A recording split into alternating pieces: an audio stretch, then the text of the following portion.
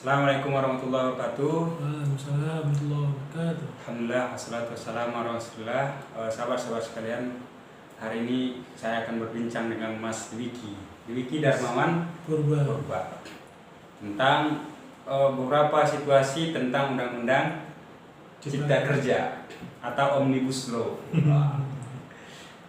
Ini banyak sudut pandangnya, tapi kita nggak akan terlalu yang tegang-tegang kali lah. Udah banyak yang dibahas tuh apa masalahnya ini. Kita akan ambil sisi-sisi happy-nya aja gitu. Berbicara tentang Undang-Undang Cipta Kerja, yang pertama sebelum kita masuk ke situ ada juga yang seriusnya satu.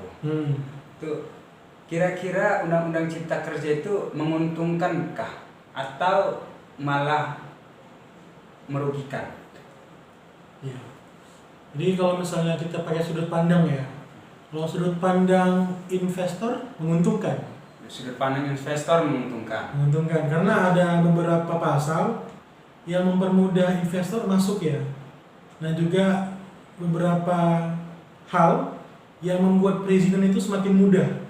Nah jadi kalau selama ini investor itu banyak yang keluar karena regulasinya yang sulit, nah hari ini pemerintah itu mengusahakan untuk mempermudah masuknya investor. Namun dalam sudut pandang masyarakat Indonesia yang kebanyakan hari ini adalah pekerja, yaitu buruh, nah itu merugikan. Karena ada beberapa undang-undang ataupun pasal yang membuat mereka seakan-akan dirugikan. Nah, jadi ada tuh beberapa poinnya seperti cuti, seperti upah minimum, dan ada beberapa lagi hal yang memang dirasakan oleh kawan-kawan buruh yang merugikan. Jadi ada sisi menguntungkannya. Jadi menguntungkan dari segi investor kata beliau. Kemudian merugikan dari sisi buruh. Jadi kalau mau untung jadi investor aja, jangan jadi buruh. Kalau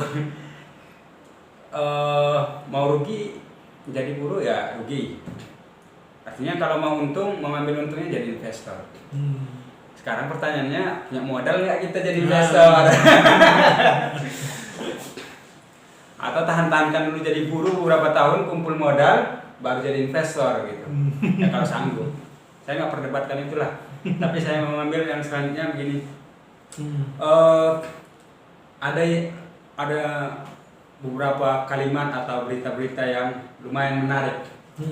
Yang pertama, itu katanya demo itu dibayar itu dan pemerintah tahu tuh siapa yang dalam dibalik itu semua. Nanti ditindak tuh. Iya. Jadi lucu ya, pemerintah seakan-akan menuduh pihak yang sebenarnya nggak bersuara ya. Ya kita nggak usah sebut namanya siapa yang dituduh. Dan seakan-akan pemerintah ngajarin buat hoax baru. Nah, jadi pemerintah ini buat masyarakatnya ini belajar hoax baru dengan cara-cara itu menuduh beberapa pihak yang membayar akhirnya itu. Mereka kan bilang ada penggeraknya di belakang. Meskipun penggeraknya itu katanya nggak ikut dalam aksi demonstrasi. Iya. Benar itu atau hoax kira-kira? Kalau benar atau hoaxnya perlu kita buktikan di lapangan, dan kalau misalnya mau bukti langsung coba tanya kawan-kawan di lapangan semalam. Nah, dibayar nggak? Oke, ya mana mungkin orang itu nggak ngaku kalau ditanya ya kan? Ya, berarti pemerintah perlu namanya evaluasi diri, jangan nuduh-nuduh gitu ya. Artinya gitu juga, masa kita sekelas pemerintah begitu ngomong gitu. Saya sih bisa juga, kita yakin gitu bisa juga, tapi agak kurang etis lah begitu pemerintah ya ngomong begitu. Kecuali tadi macam kita ini ngomong, bisa lah gitu. Pemerintah agak gimana lucu lah. Lucu. Entah komedinya ini, panggung komedi nggak tahu kita. Yang kedua, itu orang demo karena termakan hoax juga. Jadi nggak dapat informasi yang betul itu, makanya terprovokasi orang untuk demo besar-besaran. Mungkin tadi betul nggak dibayar, tapi terprovokasi karena hoax, kayak mana?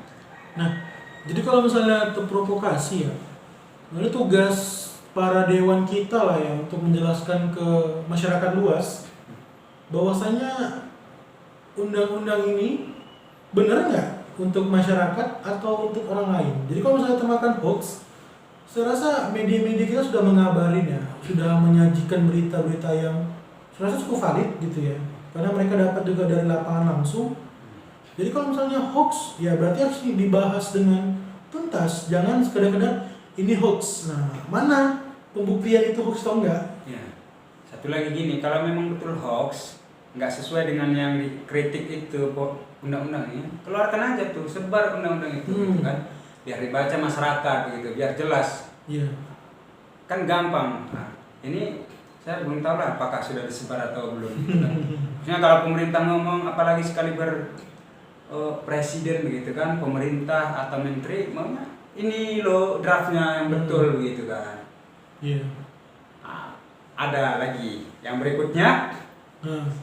Ada lagi berita semalam, pernyataan itu belum, draftnya itu masih dirapikan, makanya belum bisa disebar atau belum, nggak ngerti juga saya kenapa begitu.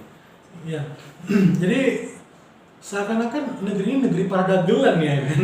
Dagelan itu apa? Dagelan itu komedi-komedi kalau kita lihat dulu. Bahasa Jawa itu ya? Iya, lucu-lucu lah gitu kan. Dagelan. Jadi seakan-akan ini adalah panggung komedi dan pemeran-pemerannya adalah anggota-anggota dewan dan pemerintah sendiri gitu kan. Saya gini satu yang lucu. Saya misalnya pemerintah ini boleh aja menjaga wibawanya boleh. Tapi yang agak logika gitu kan. Jangan yang buat kita ketawa atau buat kita naik tanduk gitu kan. Masa dirapikan kan? Apa? Jadi pas lah tadi dagelan ya. Iya, dagelan itu. Selanjutnya yang di sosial media itu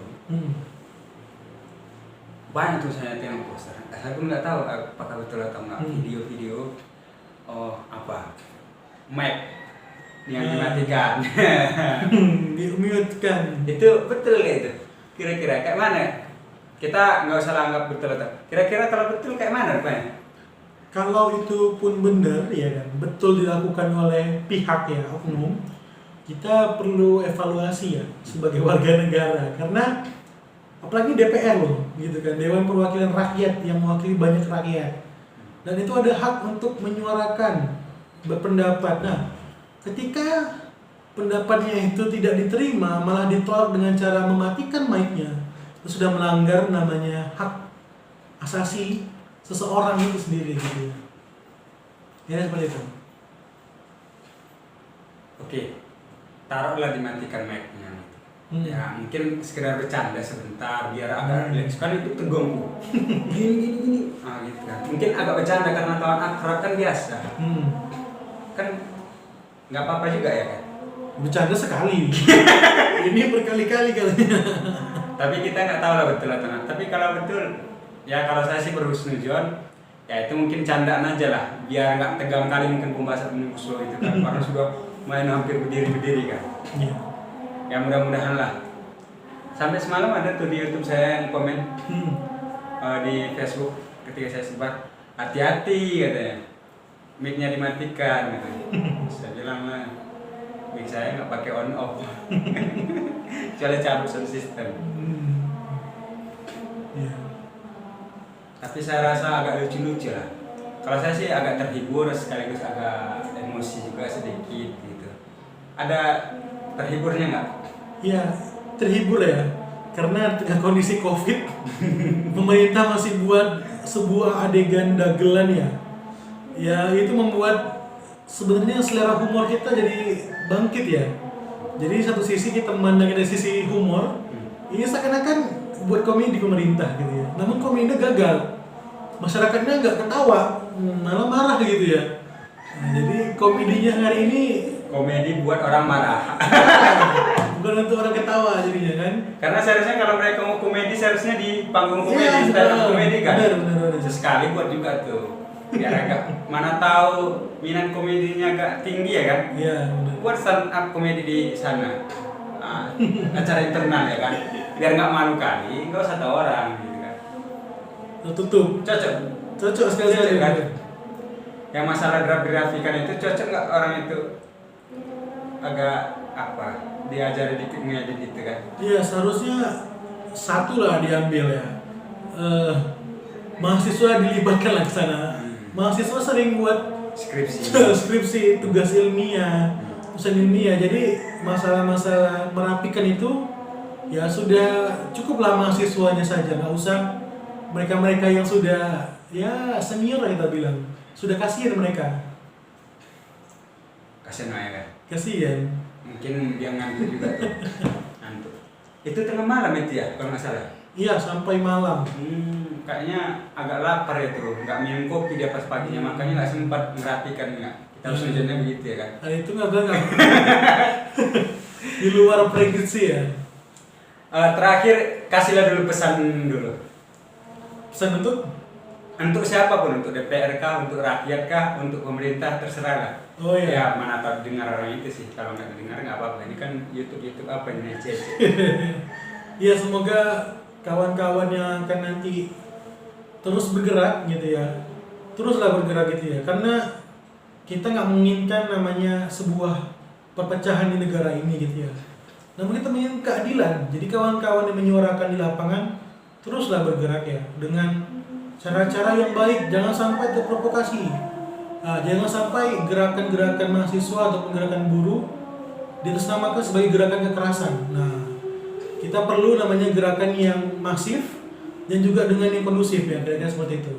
Dan buat pemerintah dan juga Dewan Perwakilan yang sangat kita hormati dia dan cintai.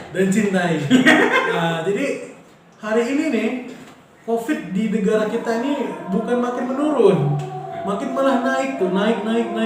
Nah, coba dong ini dikebut penyelesaiannya, jangan malah membuat hal-hal yang tidak substantif, malah membahas tentang RUU Cipta Kerja tadi gitu kan, yang membuat gaduh yang sebelumnya sudah ditunda.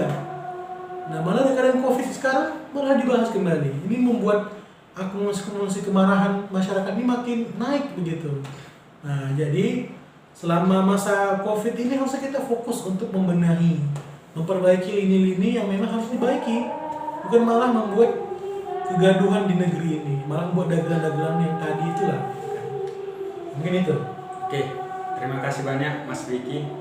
Saya sedikit saja untuk yang aksi Semangat. Untuk yang DPR semangat juga. Jangan buat yang lucu-lucu gitu. Cukuplah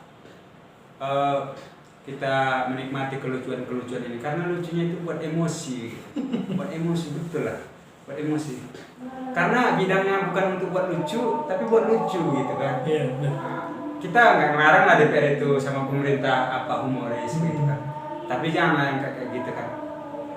Rasa-rasanya agak kok kayak gini kali rasanya kan.